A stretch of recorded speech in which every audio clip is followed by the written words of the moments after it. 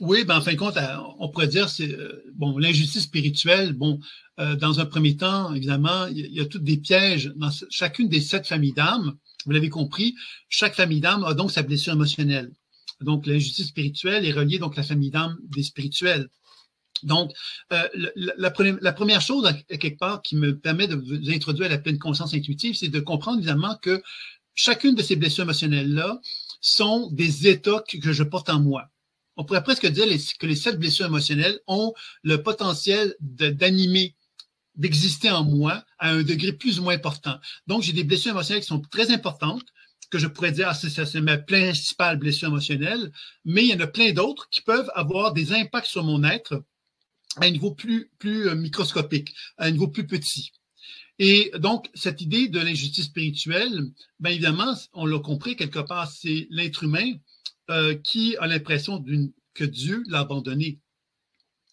Et il y a 2 options à ça, parce que là, je ne vais pas dans le détail de tout le sujet, hein, mais 2 choses qu'on peut dire par rapport à l'injustice spirituelle, c'est que ce qui va résulter d'une injustice spirituelle, ce sont des gens qui vont être athées, c'est-à-dire qu'ils vont se déconnecter de la dimension spirituelle parce qu'ils n'auront plus confiance en elle, donc ils vont devenir athées carrément, ou ce sont des gens qui vont finalement devenir des êtres, comme tantôt je disais un peu le concept de secte, hein, c'est-à-dire des gens qui vont complètement avoir l'impression qu'ils sont Dieu. Ils vont vouloir quelque part réagir au fait que l'injustice existe pour eux. Ils vont se dire, ben moi, je te fais plus confiance, moi, je suis mieux que toi. Parce que moi, je suis capable de finalement de reconnaître à quelque part ce que j'ai fait. Tu vois?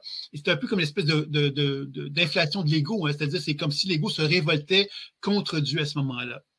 Et comment va-t-on faire pour arriver justement à résoudre ça? Pour toutes les blessures émotionnelles, il y a une démarche un peu similaire. La première, c'est grâce à la pleine conscience intuitive, moi, ce que je propose, c'est la lecture intuitive. C'est-à-dire, je reconnais qu'en moi, je porte en moi des états de conscience. Par exemple, l'état de conscience de l'injustice spirituelle s'exprime en moi d'une certaine façon, s'exprime en Ambre d'une certaine façon. Et pour chacune des personnes qui sont qui assistent à la conférence, ça va s'exprimer d'une façon qui va être propre aussi. Donc, on va d'abord et avant tout devoir développer l'intuition pour être capable de se relier à cet état de conscience-là. C'est-à-dire qu'au niveau visuel, je vais donc voir apparaître une expression de moi dans l'état d'injustice spirituelle. Je peux le ressentir ou je peux l'entendre. OK? Ça va être la première chose. Donc, je vais chercher donc à établir une communication avec cette blessure émotionnelle-là d'injustice spirituelle pour reprendre cet exemple-là. Et je vais apprendre à découvrir quelle est la charge émotionnelle, quelle est la souffrance qui est associée à ça. Non pas par ma tête, mais par le discours intuitif que je vais faire avec l'état de conscience en question. Et à travers cette première étape-là, je vais arriver donc à développer la connaissance de soi. C'est-à-dire que je vais apprendre à reconnaître pourquoi j'ai cette blessure-là et quelle est la raison d'être de ça. Et après ça, évidemment, ce que je vais chercher à faire, c'est la déprogrammation de la mémoire cellulaire, qui est un élément où je vais donner à l'énergie en question, à l'énergie, l'état de conscience qui a expérimenté cette blessure-là, tout ce dont elle a besoin pour ne plus être dans cette souffrance-là. Alors, concrètement, ça voudrait dire quoi? Mais je pourrais demander qu'est-ce que je peux faire pour t'aider à cette émotion d'injustice. Et elle pourrait me dire, bon, ben, moi, j'aurais besoin quelque part que Dieu vienne m'accueillir. Ben, à ce moment-là, ça veut dire quoi? Ça veut dire que par la déprogrammation de la mémoire cellulaire, je peux créer Dieu qui va m'accueillir cette énergie-là. OK?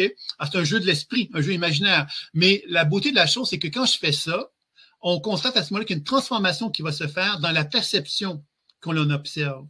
Que ce soit sur moi, que ce soit sur un partenaire, c'est la même démarche. On découvre finalement que la mémoire qui est figée, quand on la déprogramme, elle se libère de sa programmation, de ses limitations, et elle nous permet d'accéder à des potentiels évolutifs qui nous donnent des indications de quel est le chemin à suivre pour justement renouer contact avec l'expression juste de soi. Et plus je vais faire ça, mais plus évidemment, je vais combiner avec ça le soin énergétique, où je vais chercher à rétablir la circulation énergétique dans l'état de conscience en question. Et c'est ça qui va faire que tout doucement, cet état de conscience-là va se dissoudre en quelque sorte, c'est-à-dire qu'il va se libérer de ses limitations, de ses programmations, et je vais pouvoir accueillir l'énergie vitale dont je n'avais plus accès, parce que l'état de conscience c'est comme un peu comme quelque chose qui s'isole en moi et avec lequel je n'ai plus accès. Et le fait que je renoue contact avec et que je lui permets de se réintégrer en moi, mais c'est un peu comme si la circulation énergétique allait se rétablir. Et c'est là que les guides, évidemment, peuvent aussi être intervenus, puisque dans l'enseignement que je vais proposer, on est avec des guides. Ben, des guides, évidemment, ça va être quoi? Ça va être des expressions animées de sagesse et d'intelligence qui vont être parfaitement adaptées aux besoins de la blessure émotionnelle qui va être là. Ça va être ça un petit peu qui va être aussi le travail qui va être effectué. Donc, je ne sais pas si j'ai répondu à la question de ce monsieur ou de cette dame. Je ne sais plus si c'était